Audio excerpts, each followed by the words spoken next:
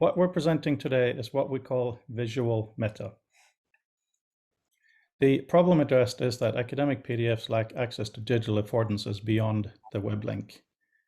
And our aim is to give academic PDFs metadata to enable rich interactions, views, and robust citing. Our approach is to add a few words to an appendix. You all know most books, one of the first pages, it has all kinds of stuff about the book. And you also know PDFs normally have nothing. So basically, the core idea is to take that kind of information and, like we've done with all the conference papers for this conference, which is so absurdly exciting, is at the very end of the document, at the end of the paper, there is now VisualMeta. That is just an amazingly big thing. So what is VisualMeta actually? Well, it's inspired by BibTeX. So for those of you who know BibTeX, it will look strangely familiar, slightly odd. It starts with VisualMeta start and it ends with VisualMeta end. This is supposed to be very human readable. This is not programming code. Inside that, we have wrappers. We have a header that says what version of VisualMeta it is. And today we have version 1.1. 1.0 is what we've been doing all the testing in the last few months, an incredible team that you will be introduced to at the end. We have managed to put a .1 at the end of it. So this bit is just the actual BibTeX that you would find on the download page of an academic document. 100% normal. There is also introductory text, because the idea is that yes, PDFs are not fantastic in many ways, but the displayed surface on PDFs is very, very robust. We expect them to be around for hundreds of years, and Vint and I may not be around to tell people how to get value out of it. So we write it in normal human language in the introduction. So this is what we have for the ACM hypertext, but this is what it is for the full VisualMeta as it stands today. I'm going to run through all the sections briefly. If you're interested, you may want to watch the video again because it's a bit of a whirlwind. Before the VisualMeta, we're looking at putting in a document hash. So we have ways of really identifying it's the right document. Then we skip past what we already have, and we have an extensions bit. In the extensions bit, we have what we feel is a solution to naming in BibTeX being ambiguous. In here, we say first name, middle name, last name, Arabic written name, Chinese written name, really doesn't matter what it is. And also contact information, because as you can see, it says what it is. So parsing software can extract what it feels is relevant to the user. After that, there's an opportunity to put in the entire references from the document in the standard format. You can also put in the headings. So the system knows where the headings are in the document, which is very useful for doing things like finding, folding, and so on. Also, this can produce an interactive glossary as well as a static glossary, which can enable, when you're authoring, a more concept-focused style of writing. Endnotes can, of course, be interactive, and this is where anything goes. You can add anything you like to VisualMeta, you just have to say what it is. We're experimenting with putting the entire text of the document into VisualMeta to help with analysis and formatting, because line breaks and so can be really iffy in normal PDF. And then after the VisualMeta, in a new page, we're looking at how to do an errata. It would essentially be the same as in the olden days of putting in a piece of paper saying where the changes are, so that it is still richly connected to the document. Current implementations, we have a really, really cool timeline. I'm sure you've all seen citation timelines. What is unique with what Adam and Mark has made here is the fact that any VisualMeta enabled PDF can just slot into this. We've also enabled such things as from a PDF, you can copy text, paste it in a word processor as a citation, because the copy clipboard includes the selected text and the BibTeX part of the VisualMeta. This is shipping in our software Author, which is of course the writing part, and Reader, which is the reading part. Many other features that are VisualMeta related, including folding, finding, interactive glossary, and concept mapping. Author costs a little bit of money to unlock, but of course, any of you guys send me a message, I'll give you a free code. We really want the community to use this, but at the same time, we have to fund a little bit of the R&D. Benefits, a little bit of a list here. Advanced interactions while reading. There's many things happening to writing software. It should also be available when reading. Augmented citing we looked at. Citing today is absolutely horrible. We have copy and paste, but as you all know from being part of this conference, when you come to do the reference at the end, there can be mistakes, there can be all kinds of issues. If you can do a copy and paste citation, it's much more robust. It enables computational text to use Vince language. For instance, you can have an equation, maths, in the document. Because the VisualMeta refers to where it is, it can allow the reader software to make it interactive. It could also, as well as surfacing to the reader software, it can surface to servers, including things like if there is a graph inside, it can say what the XY axis actually means, and so on.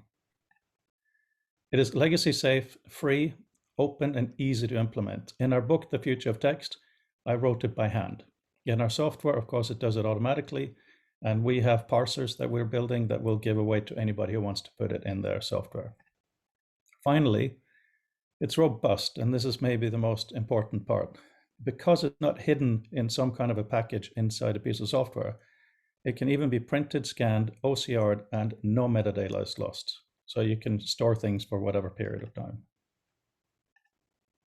In closing, this is part of the Future of Text initiative, which is also the Future of Text book and symposium. If you're interested in that, get in touch or search Future of Text. Unfortunately, you'll find us, which is a bit scary, and that's basically all.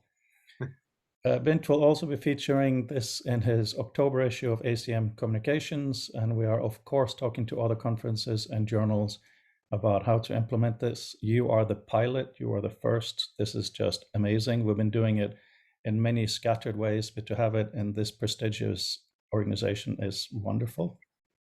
But please, think about what you can do with this. A lot of you are technical in different ways. This is entirely parsable. You can do magic stuff with this. We have only done the beginning. And very finally, I'd like to thank the team, all of whom are mentioned here, including my people at the University of Southampton and everybody from being here today. And if you want to chat online, at Liquidizer at Twitter, and you can find out anything like Mark Anderson put in the chat at visual-meta.info. Thank you very much. And I think Owen said we have time for a couple of questions. We do, Frode, Vint, thank you very much. So folks, do you have any questions? Just remembering that this session is being recorded. So please use the raise hand function, or if anybody wants to jump in with a question.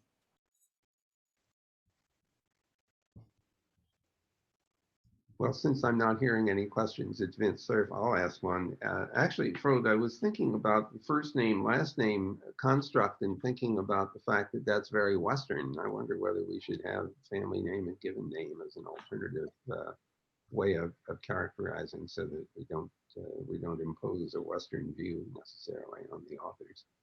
Yes, for the next conference, I think we should do that. And also, I hope it will be more non-Western, so we'll have different characters as well. But we should absolutely consider the naming of the titles as well. Yes. Good point.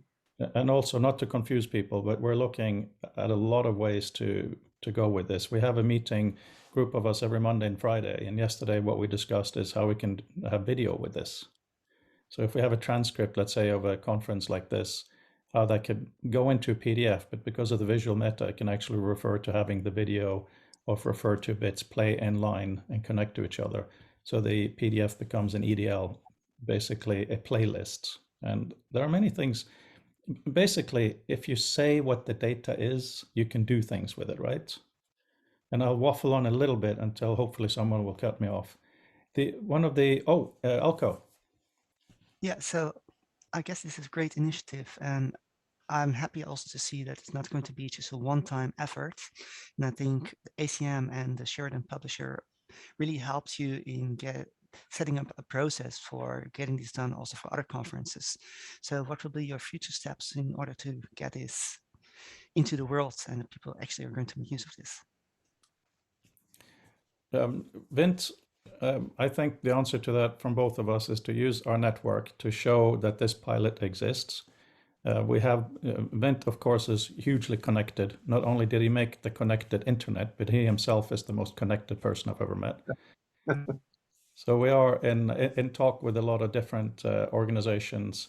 And it's, we've been talking to them gently, but now it exists with you guys. It's much easier to say, go to this site, download it, and play with it. So I promise you, this is not something that we're casual about. I know, obviously, at least half of you are fans of Hamilton, the musical, and in there he says when he has a problem, he can write, I can write my way out of this. This is the 31st of August. A major war just ended today in the most horrible way. We're dealing with climate change, so many things. Text will be a part of the way we communicate. But if we only work with dumb text, so to speak, we are hamstrung. And this is one way to make the text have some context and rich interactivity. If someone does something better, that would be great. We will support that. But at least it's a kick in the right direction, I think. Mr. Anderson. I just really was going to point out, because I'm sort of surprised that no one has said, why BibTeX? And just to reinforce the words from your talk, that it's really the best of the bad choices at the moment. It needed to be something that's human readable, and you're pretty much stuck with BibTeX or RAS. But the way to think about BibTeX is not so much as it being the absolute core. It's basically the life raft that gets our data construct to the point where enough people say, up with this, we will not put, we'll deliberately design something better for the long term. And I think that's the way to see it. There are many things not to like about BibTeX, and it sort of doesn't even really know the web exists. But it's where we are. Yeah, absolutely, Mark. And the thing I wanted to waffle is actually quite important. That is, I'm a gamer, Battlefield, I love it. I read an interview with the creators of Crysis, one of those wide open worlds many years ago. Ironically, I can't find the article to cite it, where the developer says, AI isn't that hard. What is hard is to make sure that everything in the environment knows what it is. A piece of wood knows if it can burn, how much weight before it breaks, all of that stuff. That's why you can run around and have fun as a child in a computer game. But our documents do not know what they are. We've all downloaded academic documents, and we can't even find the date it was published, right? So this is an attempt so that the documents can be active agents of their own knowledge in a rich, interactive environment. The dream is not that different from what we've been talking about for decades and decades. But the benefit we have is I am just a small independent developer and a PhD student. I don't have bosses to prove anything to, and people like Mark, who's here today, we can afford to do it in a little way. When we try to explain to other people what we're devoting our life to, and we're saying it's writing a few lines of text at the end of a document, it's ridiculous. It's so unimpressive. But it is maybe the simplest thing we can get over the next hurdle, like Mark was saying. Please, one more question from someone who knows nothing about this. Sorry. Otherwise, I'm going to ask Dave Miller to say something, because he's my supervisor, one of three.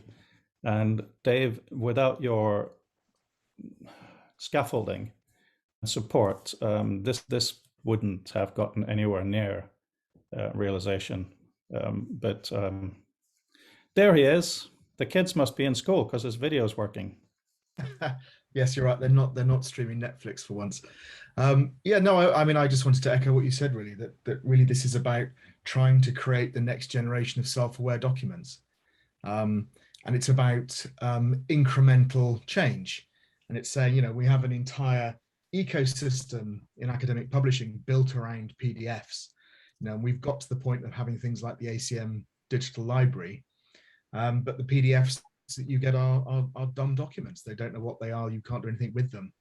So with this little bit of augmentation, you start to get an awful lot of power. And let's see where it leads to.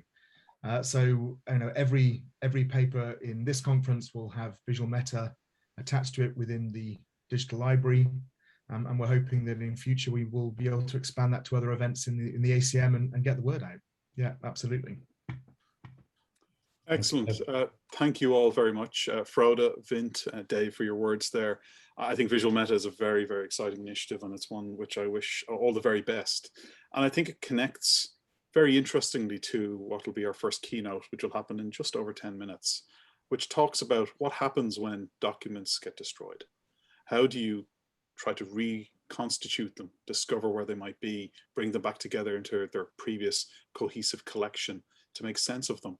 And I think, you know, in a way, the physical documents can be brittle. We've seen just how brittle digital documents, particularly their connectedness to each other, can be. And hypertext is about that connection, the hyper part of it. So I really hope VisualMeta is a success. I believe with your support it will be. So I'd like to thank you very much for that. Thank you, Ilko, for introducing the program. We're going to wrap up this session now. Folks, you can stay on Zoom because this is where the keynote will happen. But we have about a 10-minute break, so go get a coffee or whatever beverage happens to be suitable for your time zone. And we will see you back here in about 10 minutes. Vint, Frode, thank you very much.